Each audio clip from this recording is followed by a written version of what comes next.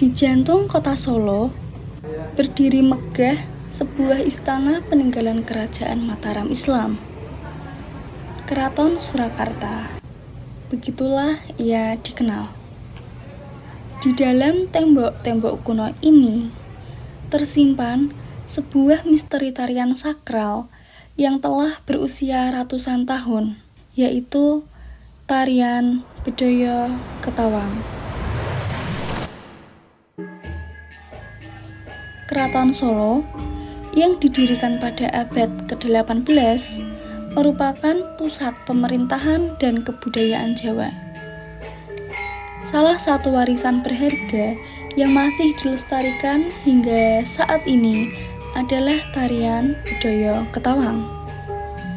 Tarian ini dipercaya memiliki hubungan erat dengan dunia spiritual dan dianggap sebagai persembahan kepada Sang Pencipta.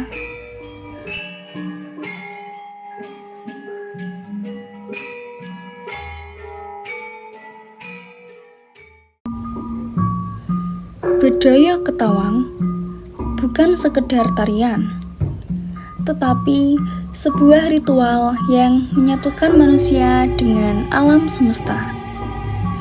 Gerakan-gerakannya yang anggun melambangkan keindahan dan keselarasan. Sementara iringan gamelannya menciptakan suasana magis yang menenangkan jiwa. Setiap gerakan dan simbol dalam Bedhaya Ketawang memiliki makna yang mendalam. Misalnya, gerakan tangan yang lembut melambangkan doa, sedangkan posisi kaki yang tertentu menunjukkan keseimbangan antara dunia nyata dan dunia spiritual. Mengetahui lebih lanjut mengenai Bedhaya Ketawang.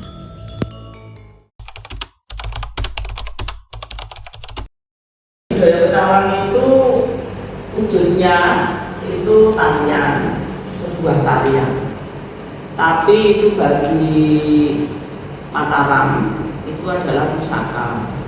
Terusan Mataram ini, Bedhaya Ketawang itu dianggap sebuah pusaka dan dipercayai.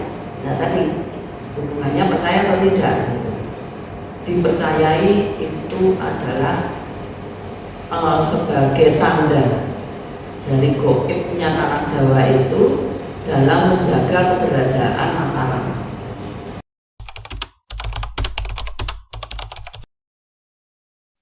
Simbol-simbol kehidupan yang menuju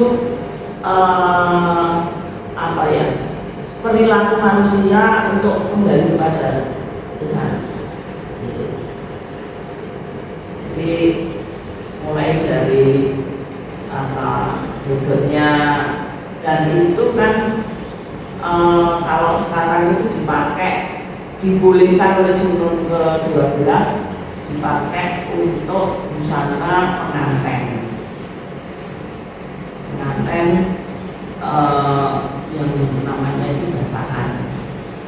Bentuknya itu gambarannya alas-alasan itu semua macam binatang-binatang yang ada di hutan itu di tengah ada gambaran telaga, namanya kalau di dalam busana itu adalah bulungan tahu. Nah itu telaga itu terus semua menghadap ke telaga. Jadi kalau orang Jawa itu bahwa sumber kehidupan itu ada di air. Gambaran itu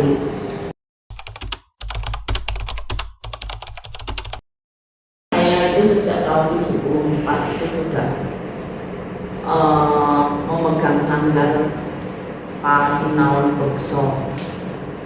Itu adalah di pendopo depan itu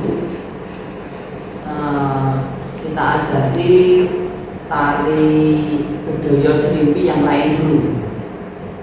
Yang itu ada yang iramanya hampir sama dengan Bedhaya Ketawang. Jadi pengenalan dulu untuk bisa orang itu memahami apa itu tari budaya, gerakan-gerakan, terus ulasane, rasane piye itu kita ajari dulu di sanggar itu. Nanti kalau saya melihat sudah anak ini sudah bisa dimagangkan untuk budaya Ketawang, nanti salah satunya sudah saya suruh ikut. Dan untuk memasukkan penari itu kita juga ada ritual sendiri untuk menyampaikan kepada Kanjeng Ratu bahwa si A ini magang dados abdi dalam dulu. Nanti kalau mereka pada pamit keluar ya pada ritual caos dahar itu untuk pamit. Jadi itu tidak semua orang juga berani.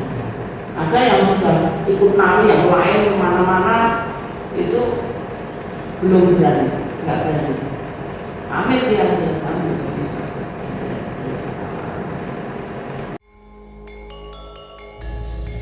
Terlibat dalam budaya Ketawang.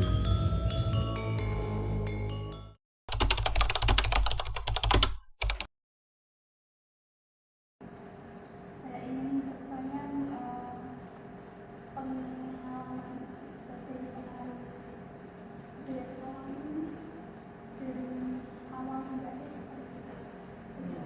seperti apa? Tahun 1991 itu saya mulai masuk ke Ketawang. Nah di situ saya latihan di keraton. Jadi pada saat menari budaya Ketawang itu memang saya nggak hafal, tetapi dan juga tidak merasa capek ya, semangat belajar. Jadi menari itu belajar semangat belajar, tapi tidak ada rasa capek. Tapi saya waktu itu tidak bisa hafal. Jadi budaya Ketawang itu ternyata menurut saya itu tidak bisa dihafalkan secara berat ya. Misalnya kalau kita menari pakai hitungan, kalau di sekolah mahasiswa 1, 2, 3, 4, 5, 6, 7, 8 gitu. Jadi hitungannya 1/8, 1/8 sampai 8. Tetapi kalau di keraton tidak bisa menari dengan pakai hitungan itu tidak. Jadi menari lebih kepada dengan diri gending dan cakapan sini. Jadi hafalnya itu tidak hanya gerakan pakai hitungan, jadi lebih kepada gerakan kayak dihafalin pas dan pas ini pas gong sembilan. Jadi memang menari budaya Ketawang pada mulai awal sampai akhir, sampai saya tidak bisa menari budaya Ketawang lagi karena saya menikah, itu saya 9 kali menari. Yang pertama kali tahun 2000, pertama kali 1990. Terakhir saya menari tahun 1999 karena tahun 2000 kalau sudah menikah kan tidak boleh ya. Jadi menari dari tahun itu harus yang bisa pemahaman. Pernahkah kalian penasaran akan sesuatu?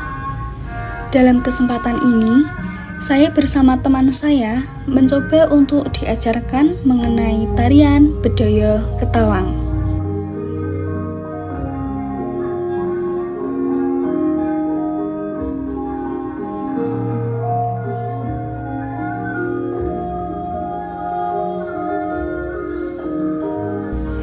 Bagi sebagian orang, tarian adalah lebih dari sekedar hobi.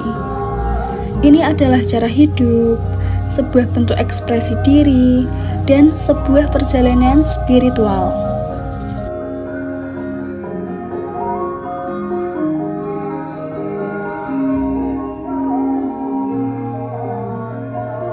Mengikuti kisah para penari yang berdedikasi, yang telah menemukan jati diri mereka melalui sebuah tarian.